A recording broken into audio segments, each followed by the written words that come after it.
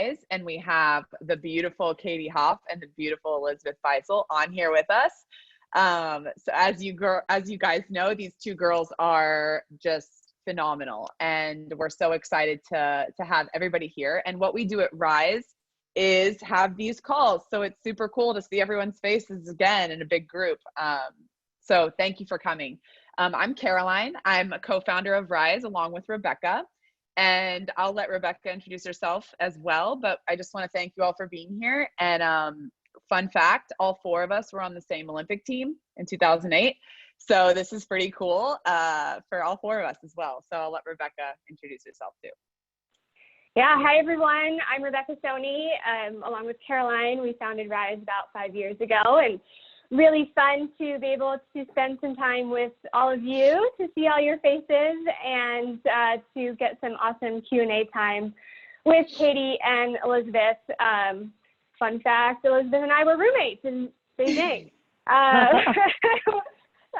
Seems like so long ago, but it's really fun that we still get to work together on things like this. I'm kind of running admin, and I'm going to be behind the scenes, so feel free to drop additional questions into the chat. Feel free to respond if we ask you questions. Just know that the girls will not be able to be reading and speaking. I'm going to be reading the chats and sending what they need to know. So, but feel free to dialogue in there, and we look forward to sharing some insights, and we're glad to have you here. Awesome. Okay, so we're going to kick it off and let Katie and Elizabeth introduce themselves. Fun fact, also along with Rebecca's, Katie and I were roommates for what, 2 years, Katie? Yeah, in life. In life. We lived in the same house for 2 years. But I'm going to let you girls introduce yourself. Katie, we'll start with you since I just talked about that, and give a little update on you and your life right now as well. Yeah, so what's up, everybody? So you see it says Todd Anderson, so that's a little fun fact. I'm married now, so my married name is Anderson, and I am currently in, I guess you could say, just outside of New York, so I'm in Weehawken, New Jersey, so feeling very fortunate that I'm not, right in the city, which is like clearly a pretty big hotspot for everything, but just trying to work out and see the positives in the day-to-day and play with my French bulldog, and really enjoying just like having the time to connect with friends, connect with you guys, as we kind of take this day by day. Caroline, do you want me to share kind of my big change? Yeah, so we're going to be discussing on here a lot of questions that you all submitted, but as you know, the general topic is handling big change, because right now we're in a very big change in our world, and change is inevitable. We'll be here all the time. That's the number one thing we can count on in life, is that things will change. So I'm going to also, as you girls introduce yourself, allow yourself to share a story about something that really, that you went through that was a big change. And yeah, Katie, go ahead and share that. It's awesome. Yeah, so I, for those of you who don't know kind of my background, I swam in the 2004 and 2008 Olympics. And then I went through some tough times after that. So I ended up, unfortunately not making the 2012 team, but then made a comeback to swim in Rio. And as I was going through that process, I was really enjoying the sport again, enjoying the day-to-day, and ended up actually having a pulmonary embolism, which was a very big shock and big change to my world. And for those of you who don't know what a pulmonary embolism is, which I didn't when I was diagnosed with it, it's actually blood clots. So I had 2 blood clots in my right lung, and ultimately, just because of the scar tissue damage, had to retire from the sport of swimming within a pretty short period of time.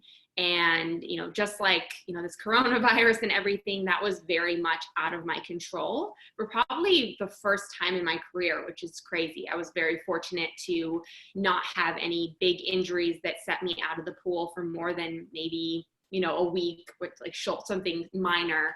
And then at that point, I really had to kind of shift my mindset. I had to accept it and accept that it was happening, and come to terms with it. And that's something that I really see a lot of parallels with right now, is kind of accepting and going through that not a mourning process, but hey, acknowledging that this is really hard and it's okay to, you know, feel down and feel upset. Because I think by acknowledging that, we can then move on and talk about, you know, how to move forward and be positive and, you know, find some opportunities to get stronger during this period of time.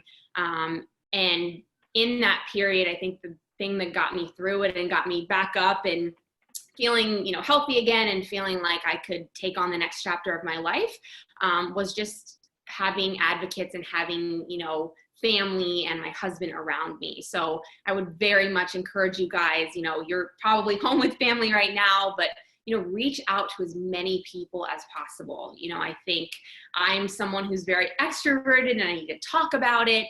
And I really learned that I needed to not bottle everything up. And the more that I bottled things up, the worse it got. And I had some really tough times throughout this major change in my life.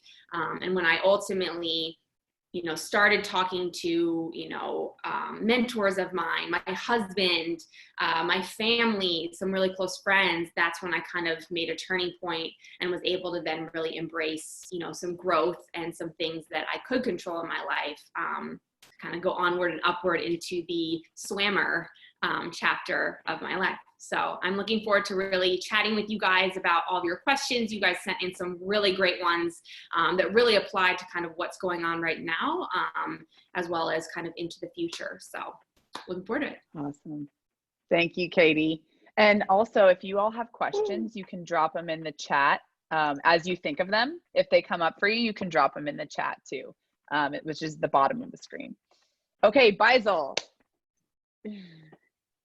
Awesome. I feel so lucky to be here because I feel like I'm connected to these three women. Like Red said, she and I roomed at the 2008 Olympics, and then Caroline and I went to the University of Florida, so we swam at the same college for the same coach, go Gators. And then Katie and I swam the same event. We swam 400 IM at the Olympics together. And so it's pretty cool how I have a little nugget of like piece of these people within me. So it's really awesome for me to be here. But a little bit about me, grew up in Rhode Island. Swimming was always the sport that I was best at, so I kind of just went for it. I've been to 3 Olympics. I have a couple Olympic medals. 400 IM was my best event. And now I'm no longer competing. I'm kind of on the slammer side of life, like the other 3 ladies up here with me. But I think one of the biggest changes that I went through in my swimming career wasn't as tumultuous as Katie's. It wasn't a health hazard or anything, but mine was a coaching change. And I feel like we've all dealt with a coaching change before. And one thing that really set myself back, and it was my fault, was not accepting the coach. And so the scenario that I was in, I was on a team and then a new coach bought the team. And that new coach was basically like, well, Elizabeth, I'm your new coach now, whether you like it or not. And where I live in Rhode Island, there's not many teams for me to, bounce around at. And it was really the only team that was at my caliber at the time. And that's kind of like the only option. So for the first 6 months of this man owning the team, I did not speak to him. I would maybe acknowledge his presence at practice, but I was so hooked on my older coach, who was only coaching a couple lanes away from me every single day. And all I wanted was to swim for my older coach. And I remember going to swim meets and going up to my older coach before I went up to my actual coach, my new coach, and asking my older coach, hey, what do you think of that race? What do you think of my splits? And finally, one day we were at a meet and my actual coach, my new coach, was like, Elizabeth, I'm your coach, and it hurts my feelings when you're not coming up to me to have race strategy talk or to talk about the race. And he was like, you're going to have to accept that I'm your coach. And until you do that, you're never going to reach the potential that you can. And so I had finally realized that I had this big ball up against my new coach, and I was holding on to something that was no longer mine. And I was setting myself back by doing that. And the minute that I let that wall down, guess what happened? I started swimming faster. I was happier. I actually enjoyed my coach. And that coach ended up being literally the best thing that ever happened to me. He got me to the Olympics that I went to with Reb, Caroline, and Katie. And had I not accepted that, I wouldn't have made the Olympic team. And so for me, it was really letting go of any feelings that I had towards him that honestly made no sense of me having. But the mindset change was the big thing that allowed me to accept, his name is Chuck, as my coach, and allowed me to become the athlete that I was. And I think that's one of the things where we're talking about controlling what we can control. And for me in that situation, I couldn't control who my coach was, but I could control my attitude. It took me 6 months of really understanding that. And the minute that I did start controlling it, everything was so much easier. And so for, the situation that we're in right now, you cannot control coronavirus. You cannot control your pool being closed. But like Katie said, you can control the controllables and do something to make yourself better right now. Your future self will thank you for it. And so for me, that was just a lesson that I learned early on in my career, and changing your mindset, accepting what it is, and being able to make the best out of a situation that you may not want to be in. So that was incredibly said, well said, both of you. And I know that all of the topics that you girls just touched on too are so important, as far as controlling the controllable, giving things a chance, letting things go, and understanding that. And I'm sure that everybody in this chat could say, yeah, I've had times where I don't know what's going to happen, and I have to surrender to it and really let go and understand, how can I be the best athlete I can be in that space. That's awesome.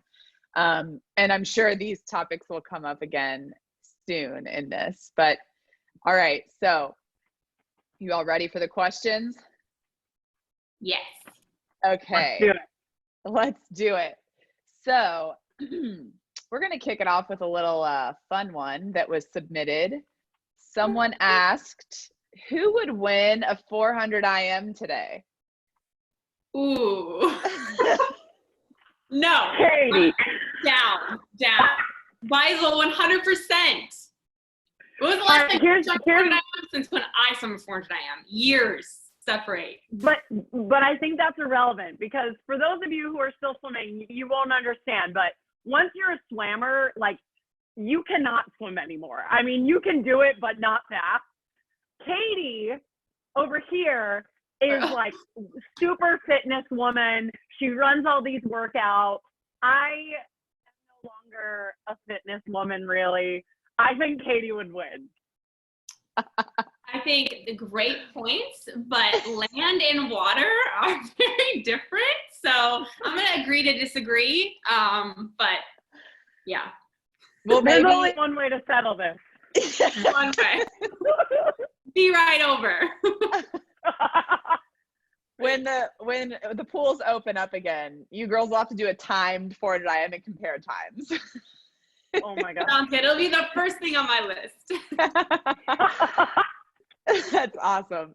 Well, speaking of the 400 IM and 800 free, which both of you swam, maybe against our will that we would always swim the longest freestyle races, but how many people's coaches love to make them swim the long races in season? Mine did. All right. So what helped you get mentally prepared to swim grueling events like the 400 IM and the 800 free? And how has that helped you outside of swimming? That's a great question. Beisel, you want to go? You want me to? Okay. I don't. I thought you were. I'll go.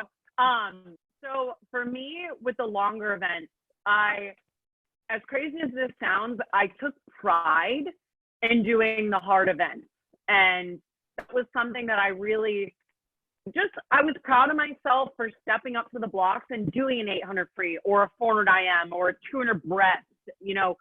The hard events are hard because not everybody does them and not everybody can do them. And so for me, I came from a hard training background where we put in a lot of yardage, but I think honestly what helped me get through those races mentally was, one, knowing that I'd done the work in practice to be able to finish that race. So if I can do an 8,000 meter practice really, really well, I know I can finish a 400 IM. And the thing is that I had to understand and accept that that 400 IM was going to hurt.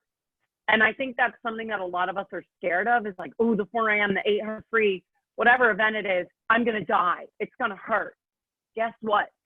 Whether you try 75% or 110%, it's still going to hurt. So you may as well let that hard work actually go to work for you and prove yourself that you've done the work and that it was worth it, and try 110%.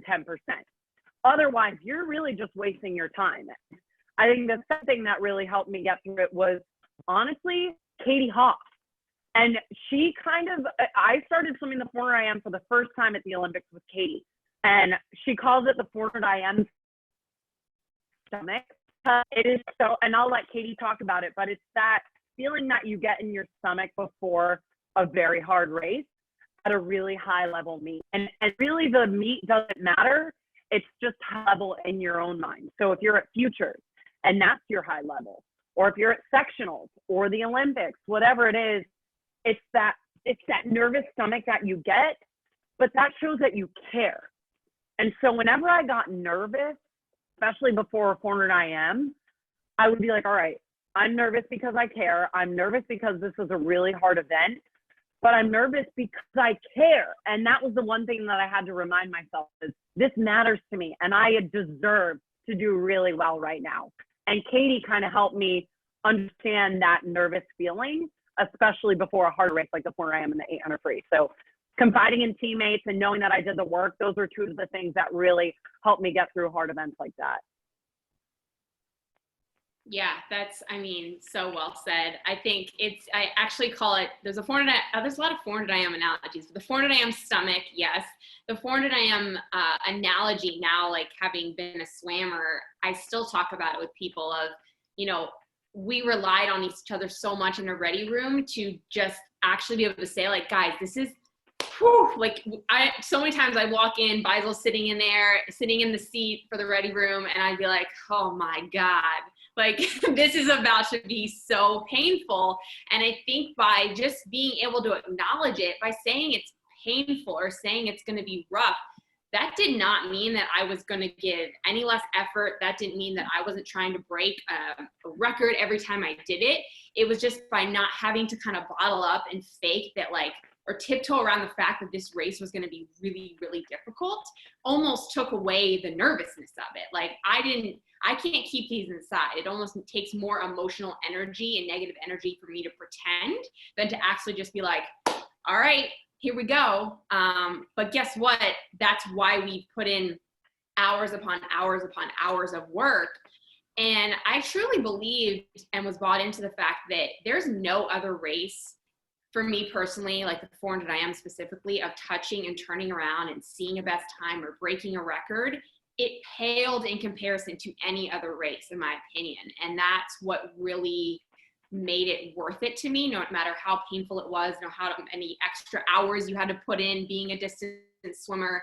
It is just this feeling that was just indescribable. And I think that's what really allowed me to kind of embrace that and be okay with that. And like Beisel said, I think there was this sense of pride where people look upon those events like the 800, the mile, the 200 fly, the 400 IM, like, you must be one tough cookie if you can be successful and you can make it through the training and everything that goes into being able to be like a really strong swimmer in those events. So the next time, you know, your coach puts you in that event, that's a compliment. View it as a compliment. My coach is putting me in the 800 free. Wow, he must think I'm really tough and he must know that I can handle that. And that carries over into, you know, normal life. You know, if I felt like, okay, well, that means because I can handle the 400 IM and the pain and the grueling sets, I can handle anything, you know, like going into the corporate world and having to stay late on a couple nights a week, that pales in comparison to swimming a 400 IM and training for that. So it does give you, I think, this extra leg up in, you know, regular life or, you know, in your life in swimming, because you know you have that, like, that little edge on everybody else, having had to go through what you just went through. So. I love it. That's incredibly well said. One thing I noticed about both of you is that, and this is just me noticing it from the outside, watching both of you swim that race, is that no matter how much fear you had inside of you, or how much uncertainty you had, you still went for it. Like, you showed up and you attacked that race in a way that was like, I'm scared, but I'm here and I'm going to do it anyway. And no matter what happens, right? So that being said, there have been times in both of your all's career where, you may have plateaued a little, and there may have been not a lot of progress in that event specifically, or in any other event. For example, 200 fly, 200 IM, 200 back, etc. So how do you deal with plateau?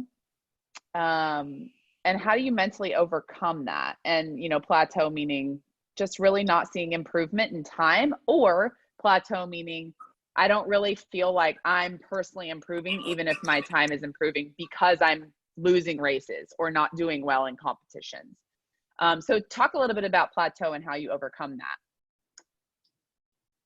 Yeah, I think it all stems back to trusting the process. And I think that word gets thrown around a lot. So I think sometimes people are like, yeah, trust the process.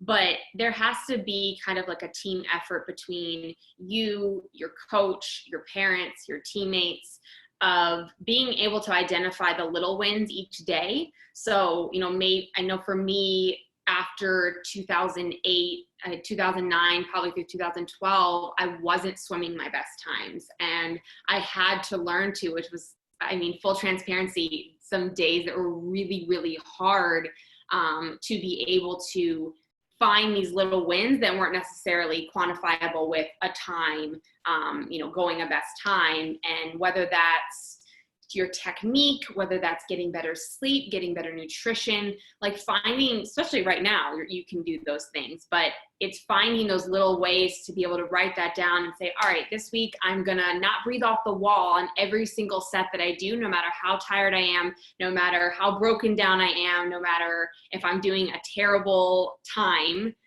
committing to those things and then being able to look back and take some pride in that. I think really helps get you through those moments, because in that moment you're controlling what you can control, and you know that you're leaving everything that you can out there so that there's no regrets. So if you go to a big meet and you're having a year where you're just not able to get a best time, sometimes there's not a reason. Like, unfortunately, there's not like, okay, Katie, you didn't do X, Y, and Z, that's why you're not getting a best time. Sometimes it's just you're going through something, or your body's changing, and so you kind of just have to be able to hang your goggles or your cap on having done everything in your power to move yourself forward, and eventually you will make that breakthrough, and it'll be the sweetest moment ever, because you have just put in everything possible to kind of make that surge and that breakthrough. Yeah, I think almost the most beautiful thing about plateaus is that it has happened to every single person on this screen.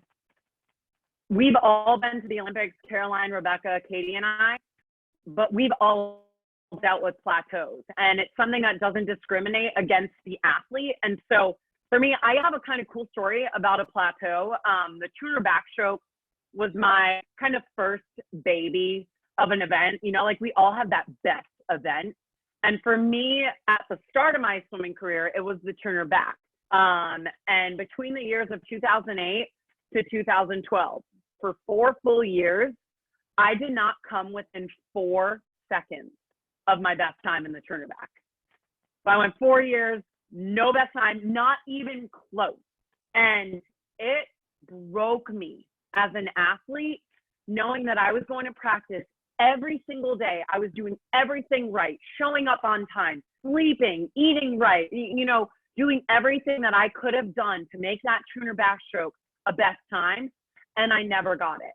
And I remember going into my coach's office, it was like 3 years without going a best time, and I looked at him and I was like, Coach Troy, I don't know what I'm doing wrong. I'm going best times in every other event, but I don't care about those events. I care about this 200 backstroke. And he looked at me and he was like, Elizabeth, I don't know when that hard work will show up for you, but it will in the sweetest moment. And I kind of just held on to what he said to me. And I was like, I have faith that I will go best time one day. Like, I am working hard. That hard work has not disappeared. I'm stronger. I'm faster. I know it. It just hasn't happened yet. And so I waited a whole nother year, and we're at the 2012 Olympics. I'm in the final for the 200 backstroke. And I'm not supposed to get a medal in this event. I'm seated well, but not supposed to medal. And I end up getting a bronze medal and going a best time. And Missy Franklin, the girl that was next to me in the race, who I'm sure most of you know, won and broke the world record. And so for me, I didn't touch a best time for 4 years. And the moment that I did, I won an Olympic medal doing it next to my best friend.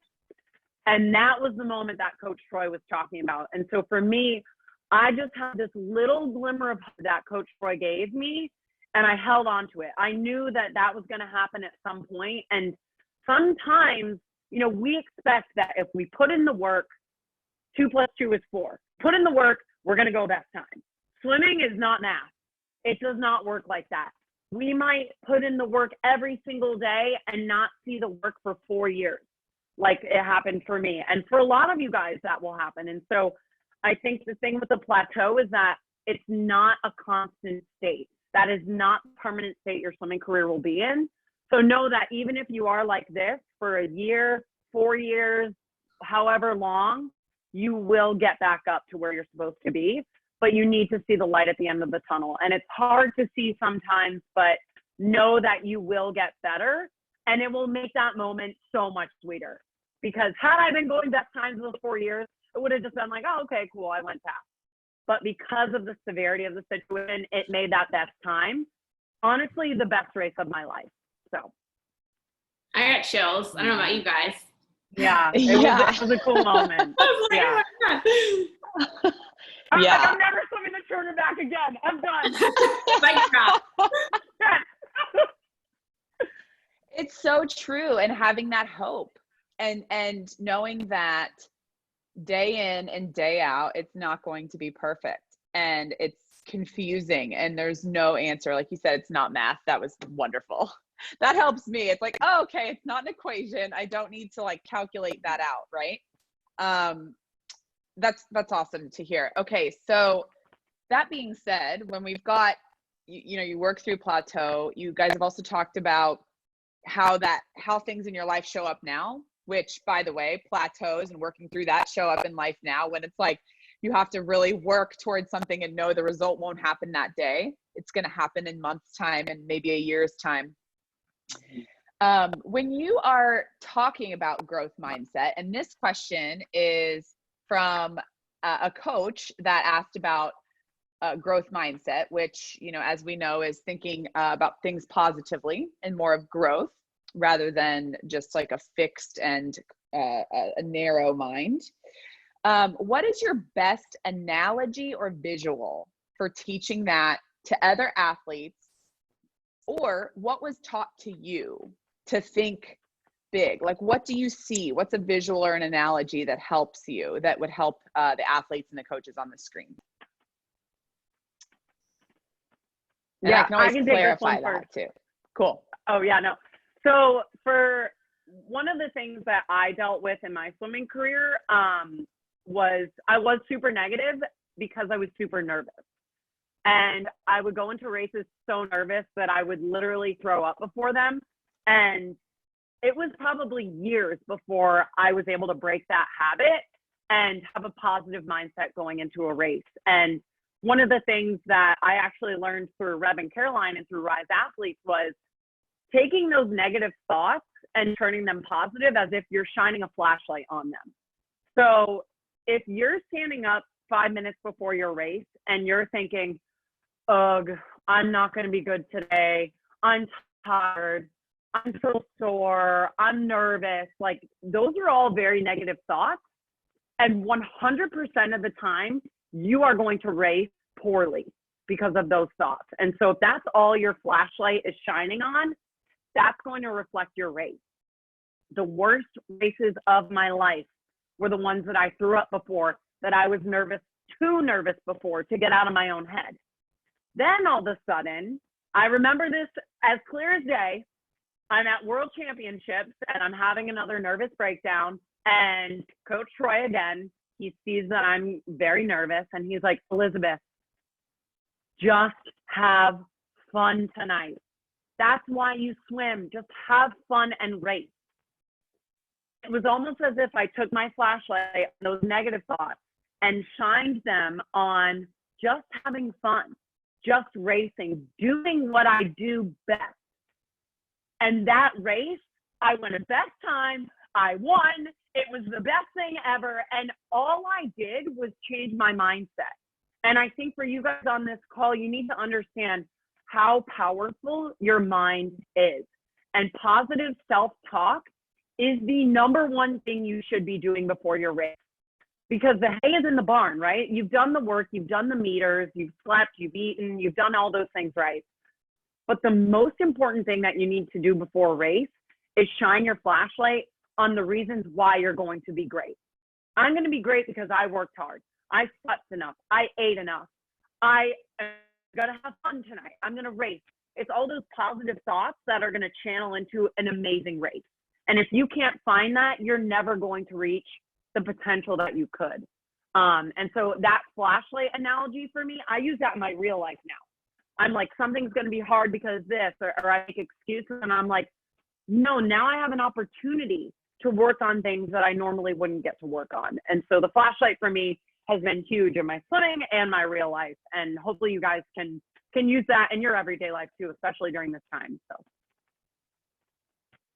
Yeah, so actually, I just want to comment on your story there. So I was in the stands for that Beisel's race in 2011 in 400 AM, and I will never forget the difference between she walked out, she looked really nervous, she looked like, obviously she's about to swim 400 IM, and someone shouted something from Team USA to her, probably like literally 3 seconds before she was about to stand on the blocks. And she turned around at us and she smiled, like the biggest Elizabeth Beisel smile that you could possibly get.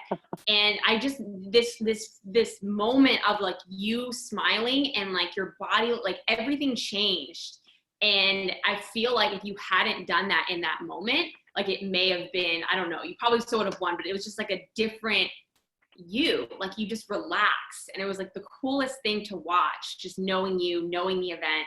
And I'll never forget that. So just fun fact on that for you. But for me, I think, it sounds cliche, but the best example I can give you was my first Olympic trials in 2004. I had just turned 15. I was just a terrified little kid, and it did come down to mindset, and all I can think about is a glass of water. Like, I know the half full, half empty thing is very cliche, but the only thing that changed on day one of that meet was the way that I was looking at that glass of water. And I came into the prelims looking at it as half empty, and I went into finals looking at it as half full. I remember going into the prelims thinking all of the worst things, thinking I have to do this.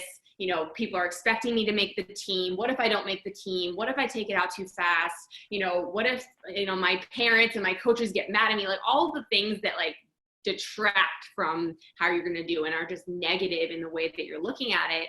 And I ended up doing exactly that. I went out way too fast, 2 seconds faster than I should have on the first 100, gained a full 10 seconds, barely could even get out of the pool, and luckily got into lane 7, went in 6th, thank goodness. And within the course of, just 8 hours, I changed from I have to, what if, all these terrible things to I'm 15, I'm at my first Olympic trials. What do I have to lose? Let's just go out there and have fun. And, went back, had my normal like 12-inch Subway sub. That was my go-to. Took a nap, tried to take a nap, relaxed, and came back. And I felt like a completely different human being. I remember getting in the warm-up and being like, I feel awesome, which is crazy considering I had like lactic acid levels through the roof after the prelim swim. Quite painful, don't recommend it. And I took the race out, swam it super smart, and won the event, got my best time by like 3 seconds, and made my first Olympic team at 15. All because I literally just flipped this switch in my head and looked at it in this really positive way. And again, I was fortunate to have the people around me to kind of shake me and be like, hey, like, what are you doing? Like, why are you getting so worked up? Calm down, relax. You have nothing to lose. It's Long Beach, California. It's beautiful outside. Just go out and have a great time. And I was luckily able to do that within the course of a day. And it really taught me a lesson, which is a lesson that I continue to have to learn with the 400 IM throughout my career, because it always just made me so nervous. But that mindset just played such a big part in how I looked at the event. And whenever I looked at it in a positive way, I typically had a really good race. That's great. Both of those, flashlight, flipping the switch, perfect. Because I think when we are in high pressure situations as well, you really don't have a lot of time, and you don't have a lot of, you know, you don't have a lot of leeway to sit there and like think about it and do all this stuff. It's like you practice that in practice so that by the time you get to the meet, it's easier to shine the flashlight. It's easier to do these things, right? I love that. That's awesome. Okay, so we're gonna ask one more question. And Coach Kathy that asked that last question said that those were awesome answers. Thank you. So great. We're gonna ask one more question, and then we're gonna open it up for questions from everyone here. So in the chat box, you all can ask questions that have come up during this conversation, but we're gonna ask one more question and then we'll get to that. So this last question has to do with the quarantine. We have been getting a lot of questions with how do we, as athletes, especially water athletes, stay fit, I guess you could put it, or feeling like you're reenacting almost your similar workouts in the water on land. So how can you take what you do in the water, recreate it on land right now that we are all you know, at home and staying within our bounds? So we'll let you guys answer to that a little bit. It can be both mental and physical, because I think it's both really, they're both really important and they work together. Yeah, well, I'm just going to do a little shameless plug here. So I've been leading some dryland workouts on Tuesday and Saturdays. And it's just the reason I wanted to provide these was that was my first thought when this quarantine happened of, if I was still swimming, what would I want? Like, what could I control? And the first thing I thought of was like, great, dryland. You know, typically, obviously you don't have the same equipment, but there's so much swimmers that we do, right? With core, with explosive movements. And I think keeping that routine with those movements is so huge. And being able to almost look at it as like, look, like you're probably doing and able to do more dryland exercises, more core exercises, more, you know, hip extension, all things that you need in the water that you can actually strengthen even more now because you're not in the pool. So that would be my first thing. My second thing is keeping, I would say keeping a routine of sleep, of nutrition, of you know, time that you work out. I think all those things, again, all of those things are things you can control right now, you know, and that I think is a very empowering feeling to think, wow, so I'm banned from going in my pool. Everything has kind of been blown up, but I can control all of these things that I just listed, and probably even get stronger at the same time. And I'll let Beisel talk more about kind of the mental side of it too, but it's pretty, if you think of it that way and you shine the flashlight on those things, it makes you feel like, you know, it's not so dark and hard and negative, which it is, but shifting that to the dry land, to the nutrition, to the sleep, I think helps. It's helped me a lot. And I'm not even competing, but just in general to stay in shape and keep sane, it's helped my day-to-day a ton. Yeah. And so for me, I've talked to a lot of still competing athletes, and they've said that the number one thing that has kept them in shape and mentally stable is staying on that schedule that Katie was talking about. So you don't need to be waking up at 4 a.m. every single morning, but wait, sleep until 10. You know what I mean? Stay on a consistent schedule. Try to get your 8 to 10 hours of sleep. Wake up, do a workout, do one of Katie's workouts, then make yourself breakfast. Just do things that you would normally do on an everyday normal day. And I think that helps you restore normal. And I think one of the things that is beautiful about this is that we are all in this together. It's not like I'm on a break and you're not, or you are and I'm not. None of us are swimming right now. No one has a pool unless you're one of the lucky ones that has one in their backyard. But I would say 95% of us are not swimming. And so I think you should use this as an opportunity to get yourself better at dryland, or to start meditating or working on your mindset or writing down goals, things that you kind of always think about, but you're like, oh, I don't have time to do that because of X, Y, and Z. And now that we have the time to do that, now it is time for you to write stuff down and say, where do I want to see future Elizabeth in 5 months? In swimming, in school, in life. Set goals for yourself to keep you guys on track. And I think that's something that I'm trying to do right now. You know, I'm not working. I'm not going to work. I can't. And so I'm trying to find the little things every day that future Elizabeth will thank for. And that's something that gets me out of bed every day and gets me to wake up at 7 a.m. and do a workout. I don't want, and it's definitely hard to do, but you will thank yourself in the future for that. And so try to stay on a schedule, have some sense of normalcy in your life. And I think that will help you guys a lot to get through this pretty hard time that none of us have been through before. But you need to look at it as an opportunity to get better at something. You know, don't become complacent just because you're confined within 4 walls every day. Well said. The routine, just staying on it, just awesome. I love that you added meditation in there. And I think breath work is important too, especially for swimmers, actually working on doing like cadence style breath work. And a lot of people's coaches would know some things about this as well, but that's so helpful, not only to calm yourself when meditating, but also to practice like lung capacity and things like that as well. So that's fantastic. Okay, so we have got a few questions coming in. Before we move on, Katie, yeah. Can you share how people can access your workouts if they're not already familiar? Yes, I'm actually going to drop the link in the chat box right now. So you guys, and it's really cool. It's actually a full week. So Elizabeth does one as well on Wednesday. So she does a really cool talk, a Silver Linings Live, and she has different hosts. So I'll drop the link. You can actually sign up for anything that you want with this link. So I'm going to drop it right now. Awesome. Yeah, there's a lot of good stuff on there as well. So that's perfect.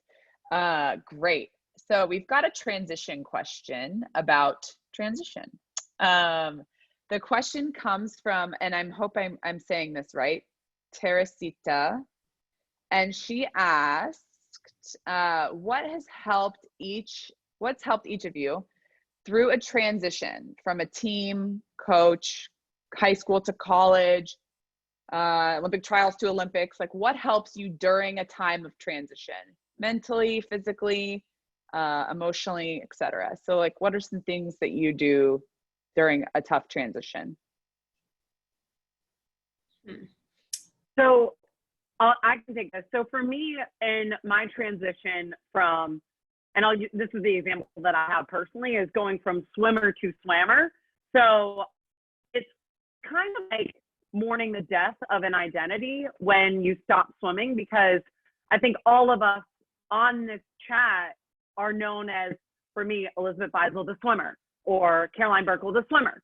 And then all of a sudden you wake up one day and you're not Caroline Burckle, the swimmer. And reinvent yourself and figure out who you are now without that tagline. And so for me, the way that I built that transition was kind of saying yes to everything and figuring out what I didn't like in order to figure out what I did. And maybe for you guys right now, when you're in quarantine or transitioning in life, whatever it is, try to find some stuff that you really have been thinking about doing, but maybe have been a little hesitant. For me, it's like, honestly, Caroline inspired me to do this. She's so amazing at art. And I was like, maybe I'll like get some watercolors and just start, like, I'm not going to do this professionally, but it's something that I've always wanted to do and like explore doing new in quarantine that I've never done before. And so for me, when I was transitioning from swimmer to slammer, small jobs, whatever it was, I wanted to say yes to it because I didn't want to miss out on an opportunity that maybe I was really good at or maybe I really love. And I think having an open mind is very important in times of transition, knowing that it's not going to happen as smoothly and as quickly as you want it to. And if it does, you're very lucky. You're one of the rare ones. But I would argue that I'm still kind of in a transition, and it's been 3 years since I am.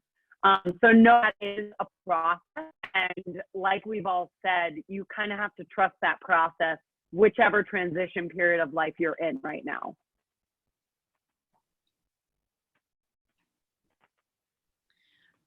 I would say for me, if I'm such a like obsessive compulsive person with routine, Caroline can vouch for this. I would literally like count the number of shrimp to put into a meal because that's what they said to do.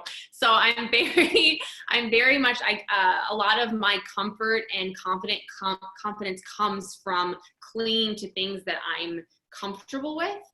And I think that's okay. You know, I think that as long as you know that about yourself. So whenever I've gone, you know, in 2009 moved away from home from Baltimore all the way to California at just 19 years old. And I'm sure a lot of people go through this when they go from high school to college.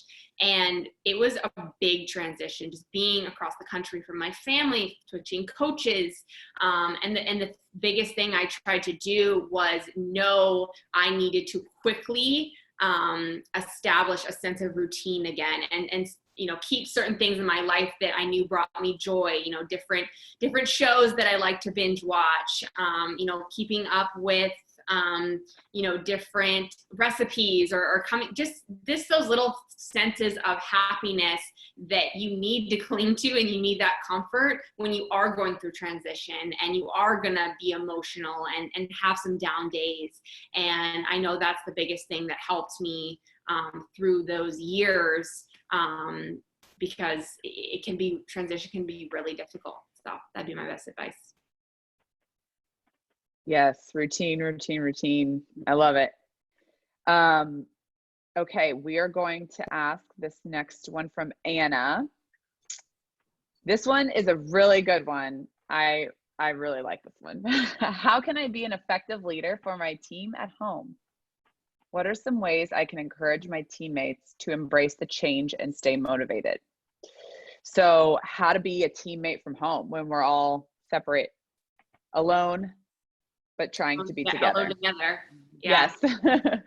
I would say, I mean, I think that the coolest part about being in 2020 right now is just how, I mean, look what we're doing right now. We have 100 people on a screen and we're interacting. So I think, you know, setting up as many, you know, FaceTimes or Zoom calls or house party. Have you guys tried that yet? It's really cool. You can play games with each other. I think as TikToks, I mean, I'm all about the TikTok game. So I think that the more that you can interact with each other, the better things will be, because then, you know, you're going to be able to be there for that person. It's hard to know how to support your teammates and how to lead your teammates if you don't know how they're feeling, you know, what they need support with. You know, I know Maria, who's on here, they do a Zoom time with all of them for dryland together. So they still have that sense of community supporting each other while they're working through a super hard 2-hour-long dryland workout. So that would be my best advice, is just staying as connected as possible. Start a chat for texting, exchange videos. I think the more that we can pour out happiness and positivity to each other, the better it will be. Yeah, I echo everything that Katie just said. We are so lucky that technology allows us to do this right now. But I also add, one of the things that I'm doing right now, because I have all this extra time, is handwriting notes to people. And I think that's super, because when do you ever receive a letter in the mail these days from like a good friend? And I think it's just a simple act of kindness that you can do for a teammate. If you like to draw, maybe make a hand-drawn card, or whatever it is. I think it's super nice to put a personal touch on that and just reach out after their address and then send them a card without them even knowing. And that will brighten their day more than you probably know. So just keep doing the Zoom calls, do whatever you can to reach out to friends, because we are all in this together and we need to keep checking up on each other to make sure that we're okay.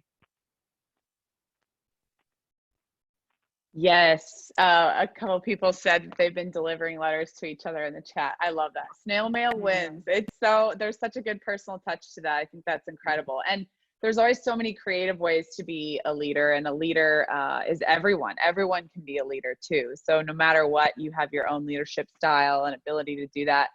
And I think that's awesome. All right, so we're going to wrap it up here, but have no fear.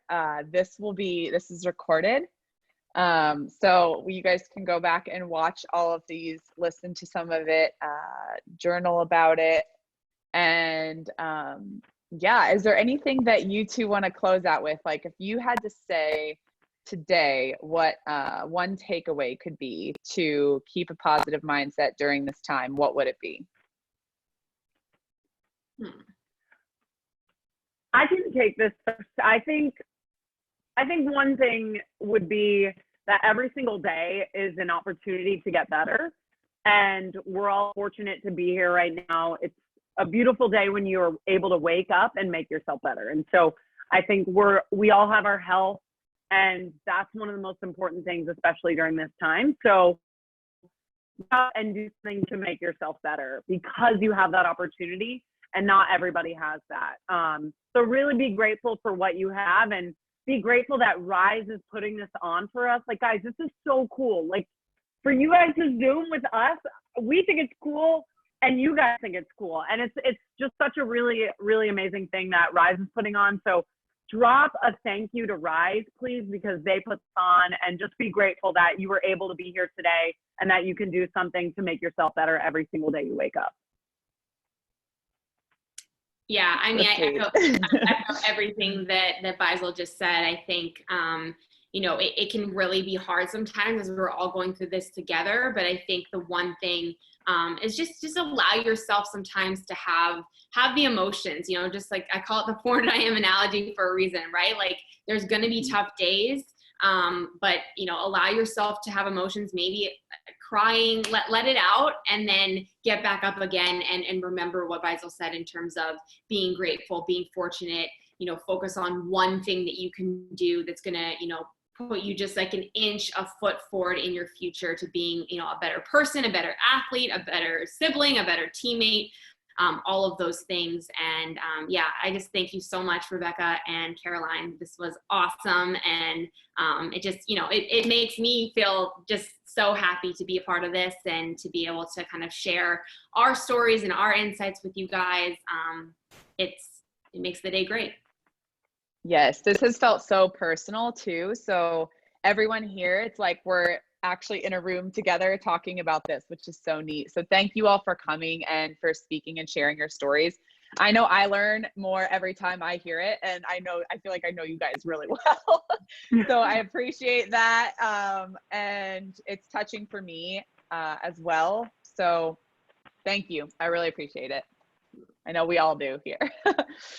Thank you, Reb. Thank you, Caroline. Thank you, guys. Yeah, thank you. Thank you, everybody. And keep an eye out. You'll get an email with the link to watch this again if you want to, as well as, we hope to do future meetings like this and collecting people in a space where we can just chat and talk. So thank you all for showing up and sending your questions. We wish we could have gotten to all of them, but we're taking note, and if some good themes come up, maybe we'll make a whole webinar around the subjects and questions that you guys asked about. So we're going to wrap up here, but if you guys want to, feel free to unmute yourselves, say thank you and goodbye, and we look forward to seeing you all next time.